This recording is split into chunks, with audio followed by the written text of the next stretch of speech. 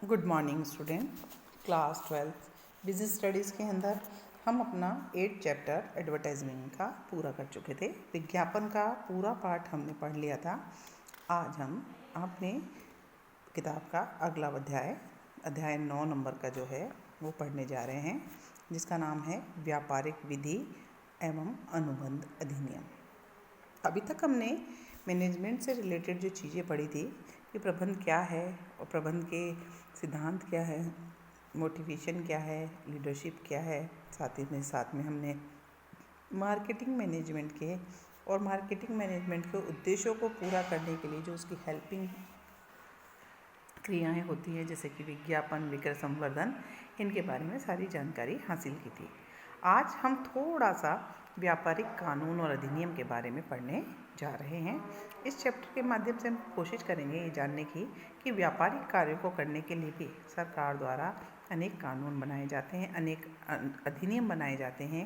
वो क्या है, इनको बनाने की आवश्यकता क्यों है और ये बनाने के स्रोत कहाँ से आए। साथ में हम पढ़ेंगे अनुबंध के बारे में, और अनुबंध एक वैध अनुबंध के क्या लक्षण और आवश्यक तत्व होते हैं उसके बारे में भी पढ़ेंगे, और कुछ ऐसी शब्दावली भी पढ़ेंगे जिसका प्रयोग बाद में जब भी हम व्यापारिक विधि और अनुबंध अधिनियमों की बात करते हैं बार बार लेते हैं। चलिए शुरू करते हैं अपना ये चैप्टर।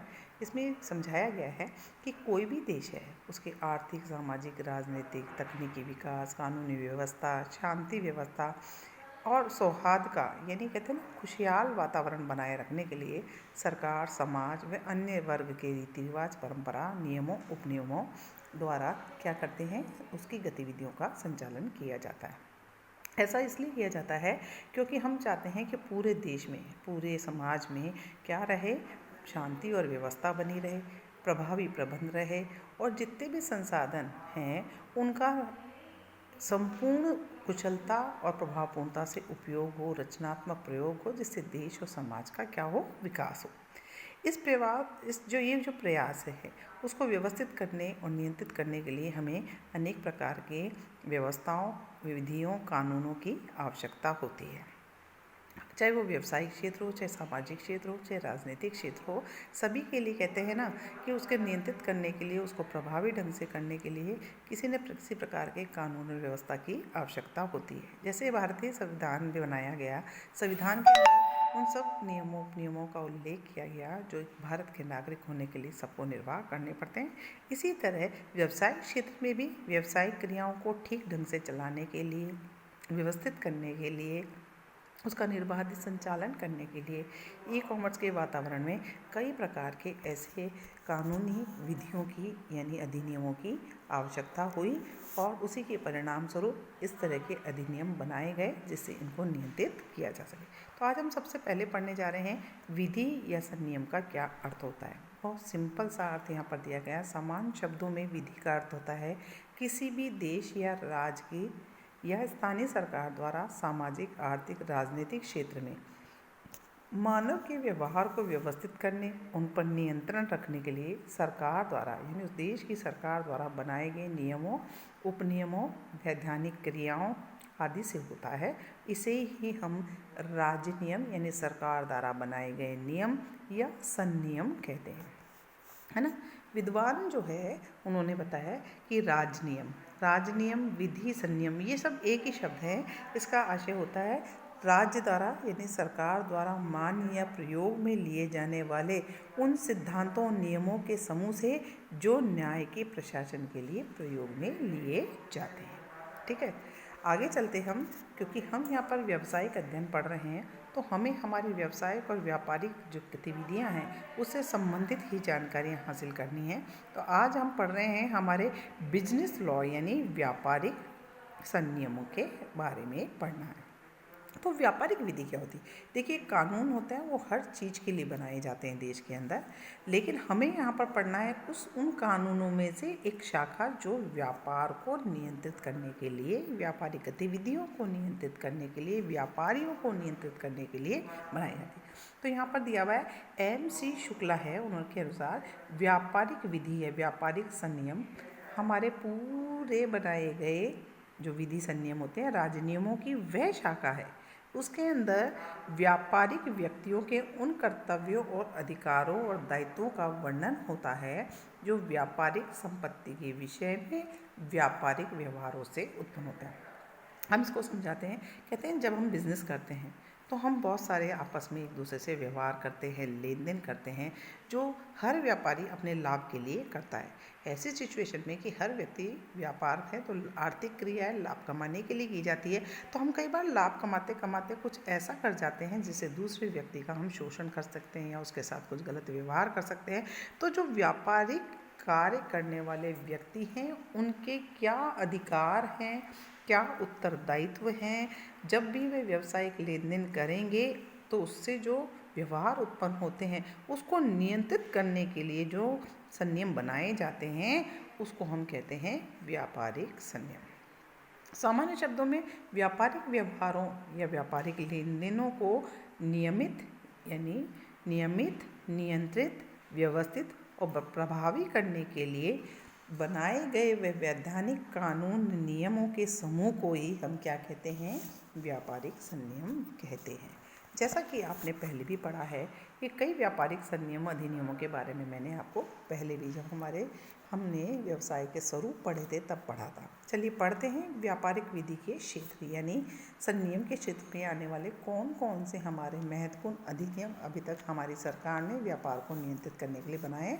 आइए हम पढ़ते हैं। पहला, जैसा कि आपने पहला पढ़ा था साझेदारी अधिनियम पढ़ा था आप लोगों ने, साझेदारी स्वरूप पढ़ाया था, क्योंकि साझेदारी संलेख का हम रजिस्ट्रेशन किस में कराते हैं, साझेदारी अधिनियम के 1932 में। इस तरह हमने कंपनी पढ़ा था, कंपनी अधिनियम भी पढ़ा था हमने। इसी तरह और भी कई अधिनियम सरकार द्वारा बनाए जिनकी मैं आपको पढ़ के बताती हूँ। भारतीय अनुबंध अधिनियम 1872 है, तो वस्तु विक्रय से संबंधित जो अधिनियम बनाया गया है वो 1930 है। साझेदारी अधिनियम 1932 है। विनिमय साध्य विलेख अधिनियम 1882, पंच निर्णय अधिनियम 1940, कंपनी अधिनियम जो कि अब नया बनकर आया है 2013, बैंकिंग से रिलेटेड जो बनाया गया है बैंकिंग कंपनी अधिनियम 1949, उपभोक्ता संरक्षण अधिनियम, किताब में शायद गलत लिखा है, 1986 में नया नियम बनकर आया अधिनियम। ऐसे ही आवश्यक वस्तु अधिनियम 1955, ऐसे हमारा उद्योग से रिलेटेड औद्योगिक संनियम, हमारे जो श्रमिक होते हैं उनसे श्रमिक अधिनियम, बीमा है उससे नियम बीमा अधिनियम, जो हमारे जो सेवी है यानी पूंजी बाजार जो होता है उससे जो नियम बनाए गए हैं वो सेवी अधिनियम में आते हैं। इस तरह से विदेशी से विनिमय जो करते हैं उससे संबंधित नियम है 1999। पेटेंट, ट्रेडमार्क, कॉपीराइट अधिनियम, सूचना प्रौद्योगिकी अधिनियम, माल परिवहन संबंधित संनियम।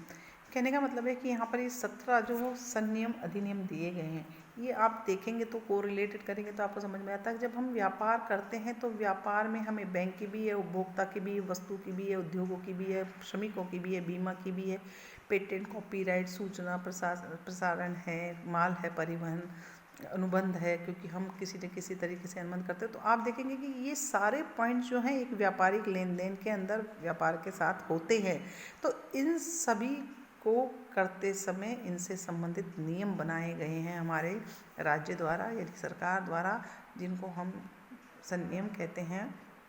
तो व्यापार से रिलेटेड है वो व्यापारिक विधि या व्यापारिक संनियम के क्षेत्रों में आते हैं। ठीक है, अब जो नेक्स्ट टॉपिक पढ़ रहे हैं कि ये संनियम जो है ये व्यापारिक विधियां हैं कैसे बनी, कहाँ से इनके स्रोत हैं जिनसे इनको बनाया गया। लिखा हुआ है भारत में सैकड़ों वर्षों से ब्रिटिश का राज रहा। आप सभी जानते हैं ईस्ट इंडिया कंपनी ने भारत के अंदर व्यापार करने की आई। व्यापार करते करते उसने हमारे पूरे देश पर शासन करना शुरू कर दिया, क्योंकि उद्देश्य उसका व्यापार करना था, लेकिन उसने लग गया था कि व्यापार को सफल बनाने के लिए यहाँ पर उसको दूसरा तरीका अपनाना पड़ेगा। इस कारण व्यापारिक संनियम के जो मुख्य आधार हैं, क्योंकि 200 वर्षों तक जिस देश ने हमारे पर राज्य किया है तो उसके इफ़ेक्ट्स हमारे ऊपर डेफिनेटली आते हैं। उनकी कुछ अच्छी चीज़ें थी जो हमने अपनाई, तो हमारे जितने भी संनियम बनाए गए हैं उसके अंदर ब्रिटिश गवर्नमेंट द्वारा चलाए गए, सरकार द्वारा चलाए गए बहुत सारे कानूनों को हमने अपनाया, वो हमारे आधार बने हैं वाणिज्यिक अधिनियम के। लेकिन इस संरचना में भारत में उपलब्ध वातावरण, रीति रिवाज, व्यापारिक व्यवहार, यहाँ की विशेष परिस्थितियों को भी ध्यान में रखा गया। उन्होंने अपने हिसाब से बनाए थे, हमने उसको अडॉप्ट किया, बट हमारे भारत के रीति रिवाज, व्यवहार, वातावरण के अनुसार। तो पढ़ते हैं, बहुत इम्पॉर्टेंट क्वेश्चन 4 नंबर का जो बनता है, भारतीय व्यापारिक संनियम के मुख्य स्रोत कौन कौन से हैं, जिसमें आपके ये 6 पॉइंट दिए गए हैं, मैं पढ़ने जा रही हूँ। पहला पॉइंट है आपका इंग्लिश कॉमन लॉ। यह इंग्लैंड का सबसे पुराना बनाया गया राज्यनियम है। इसकी रचना वहाँ के योग्य न्यायाधीश यानी जजेस द्वारा महत्वपूर्ण मामलों में दिए गए निर्णयों के आधार पर की गई। यानी जो पहले के ज़माने में जब ब्रिटिश सरकार थी, जब वहाँ के जज जब भी कोई विवाद होता था तो उन्होंने जो महत्वपूर्ण मामले जो हुए उन पर जो डिसीजंस दिए, वो डिसीजन के आधार पर ये बनाया गया है हमारा व्यापारिक संनियम यानी इंग्लिश कॉमन लॉ पर आधारित। तो पहला स्रोत हो गया इंग्लिश कॉमन लॉ। दूसरा होता है परिनियम। परिनियम का तात्पर्य उन अधिनियमों से होता है जो किसी देश की सांसद प्रणाली के अंदर संसद और विधानसभा द्वारा बनाए जाते हैं। इससे देश की विशेष परिस्थितियों का ध्यान रखा जाता है। कहते हैं ना, मैंने बोला ना कि ब्रिटिश सरकार द्वारा बनाए नियम हो सकते हैं, लेकिन परिस्थितियां हमारे देश, हमारे लोगों के रीति रिवाज, सोच, व्यवहार अलग है, तो हमें हमारे देश के अनुसार परिस्थितियों को रखकर ही हमें क्या बनाने पड़ेंगे, कानून बनाने होते हैं। तो परिनियम हमारे देश की संसद और विधानसभाओं द्वारा बनाए जाते हैं, जिसमें देश की परिस्थितियों को ध्यान में रखा जाता है। तीसरा होता है भारतीय रीति रिवाज। ऐसे रीति रिवाज अधिक स्पष्ट और प्रामाणिक होने पर न्यायालय द्वारा लिए गए निर्णयों के उचित आधार मार्गदर्शन के लिए महत्वपूर्ण होते हैं भारतीय रीति रिवाज। चौथा स्रोत है न्यायालय द्वारा दिए गए महत्वपूर्ण निर्णय। जैसे ब्रिटिश सरकार द्वारा बहुत सारे निर्णय लिए गए, तो हमारे वर्तमान परिस्थितियों को ध्यान में रखकर नए नए जब विवाद उत्पन्न होते हैं तो विवादों पर हमारे हाई कोर्ट, सुप्रीम कोर्ट पर बहुत सारे डिसीजंस दिए जाते हैं। तो वो न्यायालय द्वारा निर्णय लेते समय दृष्टांत के रूप में प्रयोग किए जाते हैं। तो ये निर्णय भी हमारे स्रोतों के रूप में हैं। और अगला है पांचवा, जो है न्याय। जब व्यापारिक विवादित मामलों का निष्पादन या निपटारा करने के लिए साधारण संनियम हल नहीं दे सकते, तो न्यायालय को न्याय के आधार पर विवादों को निपटाने का अधिकार भी होता है। तो ये थे हमारे भारतीय व्यापारिक विधि के स्रोत। ये 4 नंबर का प्रश्न बोर्ड में आता रहा है, आप सभी इसे ध्यानपूर्वक पढ़ें। अब हम चलते हैं नेक्स्ट, अनुबंध अधिनियम 1872 का एक सामान्य परिचय पढ़ते हैं। अनुबंध अधिनियम व्यापारिक विधि संनियम की एक महत्वपूर्ण शाखा है। सामान्य जीवन में प्रत्येक व्यक्ति किसी न किसी क्षण, हर व्यक्ति किसी न किसी के संपर्क में आता है और ये संपर्क ही अनुबंध का आधार बनता है। कहते हैं ना, हमारे दैनिक जीवन में कहते हैं हम तो अनुबंध करते ही नहीं, लेकिन हम दिन भर में जाने कितने कमिटमेंट करते हैं, एक दूसरे से, दोस्त से बात करते हैं, माँ बाप से करते हैं, भाई बहन से करते हैं, व्यापार करते हैं, कहीं घूमने जाते हैं, तो हम बहुत सारे लोगों से संपर्क करते हैं और ये संपर्क ही अनुबंध का आधार है। हम अपने जीवन में बहुत सारी आवश्यकताओं को पूरा करने के लिए, जैसे घूमने फिरने जा रहे हैं, टैक्सी का प्रबंध कर रहे हैं, पढ़ रहे हैं, लिख रहे हैं, चीज़ खरीद रहे हैं और कई कार्य करते हैं, तो हम दैनिक कार्यकलापों के अंदर हर समय और किसी न किसी रूप में जो हम समझते नहीं है, लेकिन हम बहुत सारे एग्रीमेंट्स और बहुत सारे कमिटमेंट कर ही देते हैं। एक तरीके से हमारा जीवन अगर वास्तव में देखा जाए तो कहते हैं ना, ये एक अनुबंधों पर चलने वाला जीवन है। व्यवसायिक जगत में भी अनुबंध अधिनियम से व्यवसाय करने वाले पक्षकारों को अपने व्यापारिक अधिकार को सुरक्षा प्राप्त होती है, क्योंकि ये बनाए इसीलिए हैं कि उनको नियमित और नियंत्रित किया जा सके, कोई भी व्यक्ति किसी के साथ छलावा नहीं कर सके। अनुबंध अधिनियम के बिना समस्त व्यावसायिक जगत का भवन ढह जाएगा। मतलब बिना अगर कोई भी लॉ नहीं बनाया जाए तो हर व्यक्ति एक दूसरे को लूट खसोट में लग जाएगा, गैर कानूनी कार्य करने लग जाएगा, वातावरण है वो पूरा तरह से प्रदूषित हो जाएगा। जैसा कि हमारे 1990 के अंदर पूरी तरह से भारत इस तरीके की लाल फीचरचाई, रिश्वतखोरी, कपट, बेईमानी, एकाधिकार के रूप में पूरी तरह से ग्रसित था और यही कारण था कि देश के अंदर नई औद्योगिक नीति भी लानी पड़ी हमें। तो भारतीय अनुबंध अधिनियम 1872 देश के अंदर सितंबर 1872 में लागू किया गया, जिसके अंदर कुल मिलाकर 266 धाराएँ थी। इस अधिनियम में कुछ धाराओं को निरस्त कर दिया। 1930 में फिर वस्तु विक्रय अधिनियम, 1932 में साझेदारी अधिनियम का निर्माण भी किया गया। परिवर्तनों के बाद जो हमारी अधिनियम की, भारतीय अनुबंध अधिनियम की जो विषय वस्तु है, उसको हमने 4 हिस्सों में बांटा है। धारा 1 से लेकर 75 तक हम अनुबंध के सामान्य सिद्धांत और अधिनियम के बारे में बताया गया है। 124 से लेकर 147 तक हानि रक्षा और गारंटी अनुबंध प्रावधान बताए गए हैं। 148 से लेकर 181 धारा तक निक्षेप और गिरवी अनुबंधों संबंधी प्रावधानों को बताया गया है और 182 से लेकर 238 तक जो है एजेंसी संबंधी प्रावधानों को समझाया गया है। इस तरीके से ये हमारा है जो विषय वस्तु है हमारे भारतीय अनुबंध अधिनियम की विषय वस्तु को 4 भागों में बांटा गया है। तो बच्चों आज के लिए इतना ही, कल हम फिर पढ़ते हैं।